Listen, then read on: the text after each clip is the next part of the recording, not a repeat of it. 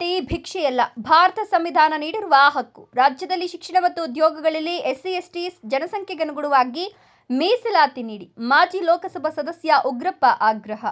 ರಾಜ್ಯದ ಜನಸಂಖ್ಯೆಯಲ್ಲಿ ಪರಿಶಿಷ್ಟ ಜಾತಿ ಮತ್ತು ಪರಿಶಿಷ್ಟ ಪಂಗಡದ ಜನಸಂಖ್ಯೆ ಕ್ರಮವಾಗಿ 17.1 ಮತ್ತು 6.95ರಷ್ಟು ಇರುತ್ತವೆ. ಜನಸಂಖ್ಯೆಗನುಗುಣವಾಗಿ ಎಸ್ಟಿ ಮತ್ತು ಎಸ್ಸಿ ಪಂಗಡದವರಿಗೆ ಮೀಸಲಾತಿ ನೀಡಬೇಕು ಅನ್ನೋದು ಭಾರತ ಸಂವಿಧಾನದ ನಿರ್ದೇಶನವಾಗಿರುತ್ತದೆ. ಅದರಂತೆ ಲೋಕಸಭಾ, ವಿಧಾನಸಭೆ, ಸ್ಥಳೀಯ ಸಂಸ್ಥೆಗಳ ಚುನಾವಣೆಗಳಲ್ಲಿ ಜನಸಂಖ್ಯೆಗನುಗುಣವಾಗಿ ಮೀಸಲಾತಿ ನೀಡಲಾಗಿರುತ್ತದೆ.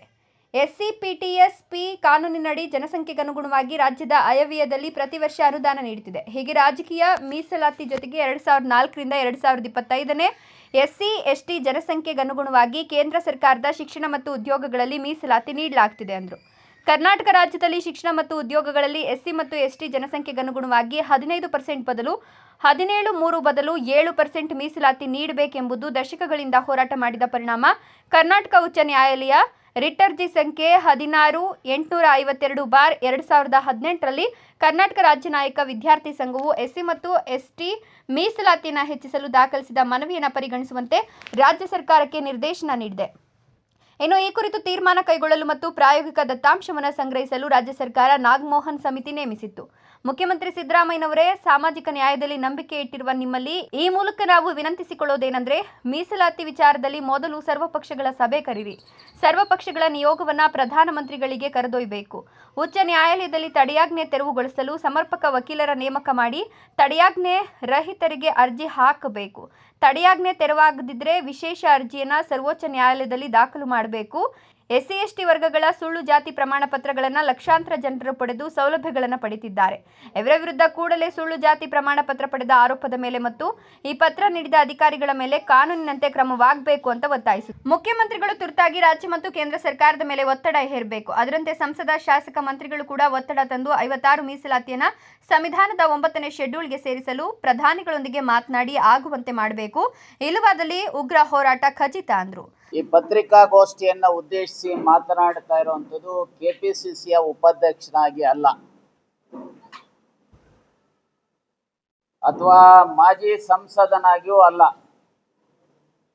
ನಾನು ಸಾಮಾಜಿಕ ನ್ಯಾಯದ ಏನಿವತ್ತು ರಾಜ್ಯದಲ್ಲಿ ಮತ್ತು ರಾಷ್ಟ್ರದಲ್ಲಿ ಸಾಮಾಜಿಕ ನ್ಯಾಯಕ್ಕೆ ಹಿನ್ನಡೆ ಆಗ್ತಾ ಇದೆ, ಆ ಹಿನ್ನಡೆಯ ಹಿನ್ನೆಲೆಯಲ್ಲಿ ಶೋಷಿತ ವರ್ಗದ ಒಬ್ಬ ಪ್ರತಿನಿಧಿಯಾಗಿ ಈ ಒಂದು ಪತ್ರಿಕಾಗೋಷ್ಠಿಯನ್ನ ಉದ್ದೇಶಿಸಿ ಮಾತನಾಡ್ತಾ ಇದ್ದೇವೆ. ಮೊದಲನೇದಾಗಿ ಸಂವಿಧಾನದ ಆರ್ಟಿಕಲ್ 341 ಯಾರು ಸಾಮಾಜಿಕವಾಗಿ, ಶೈಕ್ಷಣಿಕವಾಗಿ ಹಿಂದುಳಿದಿದ್ದಾರೆ, ಅದರ ಜೊತೆಗೆ ಅನ್ಟಚಬಿಲಿಟಿ ಯಾರಿದ್ದಾರೆ ಅವರು ಎಸ್ಸಿ. ಹಾಗೆ ಸಂವಿಧಾನದ ಆರ್ಟಿಕಲ್ 342 ಯಾರು ಸಾಮಾಜಿಕವಾಗಿ, ಶೈಕ್ಷಣಿಕವಾಗಿ ಹಿಂದುಳಿದಿದ್ದು ಅನ್ಟಚಬಲ್ ಅಲ್ಲ, ಆದರೆ ಟ್ರೈಬಲ್ ಕ್ಯಾರೆಕ್ಟರಿಸ್ಟಿಕ್ಸ್ ಯಾರಿಗಿದೆ ಅವರು ಎಸ್ಟಿ. ಹಾಗೆ ಆರ್ಟಿಕಲ್ 340 ಪ್ರಕಾರ ಸಾಮಾಜಿಕವಾಗಿ ಮತ್ತು ಶೈಕ್ಷಣಿಕವಾಗಿ ಹಿಂದುಳಿದಿದ್ದು ಅನ್ಟಚಬಲ್ ಅಲ್ಲ, ಟ್ರೈಬಲ್ಸ್ ಅಲ್ಲ, ಅವರು ಒಬಿಸಿ ಅಂತೇಳಿ ಸಂವಿಧಾನದಲ್ಲಿ ಡಾಕ್ಟರ್ BR ಅಂಬೇಡ್ಕರ್ ಅವರು ಸ್ಪಷ್ಟ ಮಾಡಿದ್ದಾರೆ. ಕರ್ನಾಟಕ ರಾಜ್ಯದಲ್ಲಿ ಆಸ್ ಆನ್ ಟುಡೇ ಸುಮಾರು 50 ಲಕ್ಷ ಜನ 7% ಎಸ್ಟಿಗಳಿದ್ದಾರೆ. ಸುಮಾರು 1,25,00,000 ಜನ 17.1% ಎಸ್ಸಿಗಳಿದ್ದಾರೆ. ಹಾಗೆ 32%ಗೂ ಹೆಚ್ಚು ಒಬಿಸಿಗಳಿದ್ದಾರೆ, ಸುಮಾರು 2,25,00,000.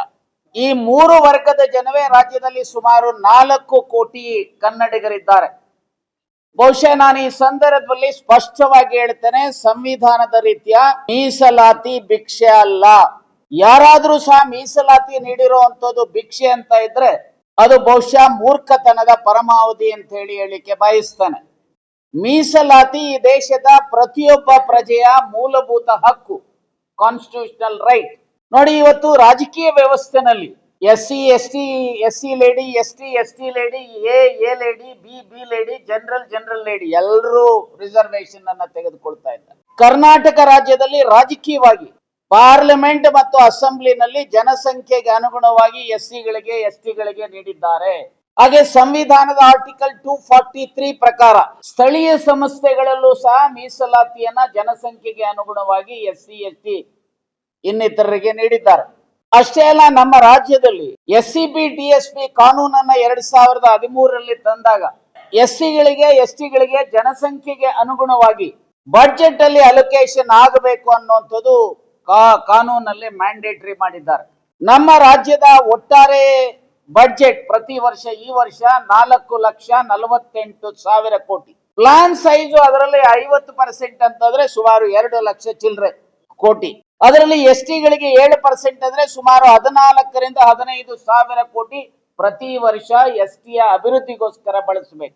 ಎಸ್ಸಿಗಳಿಗೆ 17% ಅಂತ ಹೇಳಿದ್ರೆ ಸುಮಾರು 17 × 2 ಅಂತಂದ್ರೆ ಸುಮಾರು 34-35 ಸಾವಿರ ಕೋಟಿ ಬಳಸಬೇಕು. ಆದ್ರೆ ಅನ್ಫಾರ್ಚುನೇಟ್ಲಿ ಎಸ್ಸಿಪಿ ಡಿಎಸ್ಪಿ ಸೆಕ್ಷನ್ 7 ಸಬ್ ಕ್ಲಾಸ್ 3 ಪ್ರಕಾರ ಅದನ್ನ ಬೇರೆ ಬಾಬತ್ಗಳಿಗೆ ಬದಲಾಯಿಸಬಾರದು, ಡೈವರ್ಟ್ ಮಾಡಬಾರದು ಅಂತ ಇದ್ರು ಸಹ ಇವತ್ತು ಬೇರೆ ಬೇರೆಕ್ಕೆ ಬದಲಾವಣೆ ಆಗ್ತಾ ಇದೆ. ಅಂದ್ರೆ ಅಥವಾ ಏನು ಒಂದು ರೀತಿಯ ನಷ್ಟ ಅಥವಾ ಅವರ ಬದುಕಿನ ಮೇಲೆ ಇವತ್ತು ಚಪ್ಪಡಿ ಕಲ್ಲನ್ನ ಎಳಿತಕ್ಕಂತ ಪ್ರವೃತ್ತಿ ಇವತ್ತು ಕಾಣ್ತಾ ಇದೆ. ಇದೊಂದು ಕಡೆ.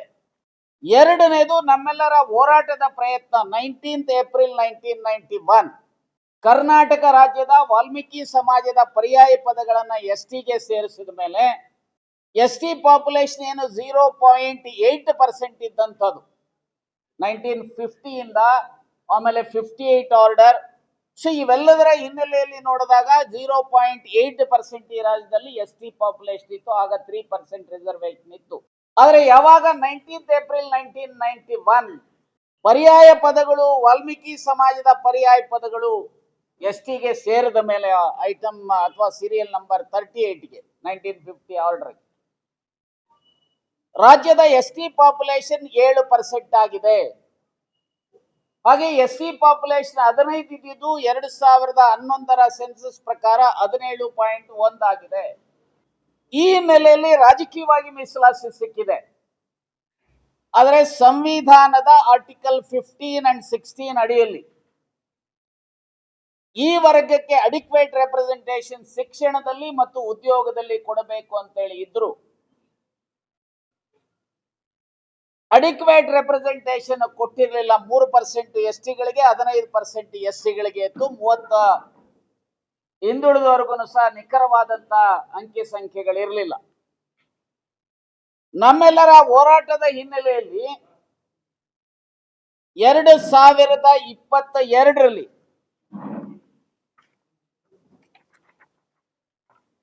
2022ರಲ್ಲಿ ಕರ್ನಾಟಕ ಎಸ್ಸಿ ಮತ್ತು ಎಸ್ಟಿ ಶೈಕ್ಷಣಿಕ ಸಂಸ್ಥೆಗಳಲ್ಲಿನ ಸ್ಥಾನಗಳಲ್ಲಿ ಮತ್ತು ರಾಜ್ಯಾಧೀನ ಸೇವೆಗಳಲ್ಲಿ ನೇಮಕಾತಿ ಅಥವಾ ಹುದ್ದೆಗಳಲ್ಲಿ ಮೀಸಲಾತಿ ಆಕ್ಟ್ 2022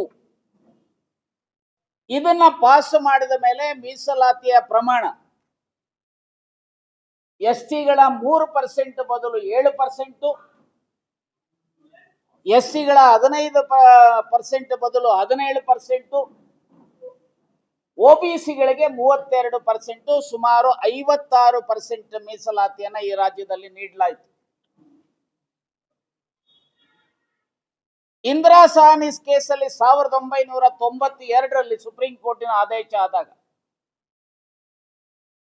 ಮೀಸಲಾತಿ ಜನರಲಿ 50% ಮೀರಬಾರದು ಅನ್ನುವಂಥದ್ದಿದೆ. ನಾನು ಇಲ್ಲೇ ಆ ಜಡ್ಜ್ಮೆಂಟ್ ಕಾಪಿಯನ್ನು ಸಹ ತಂದಿದ್ದೇನೆ.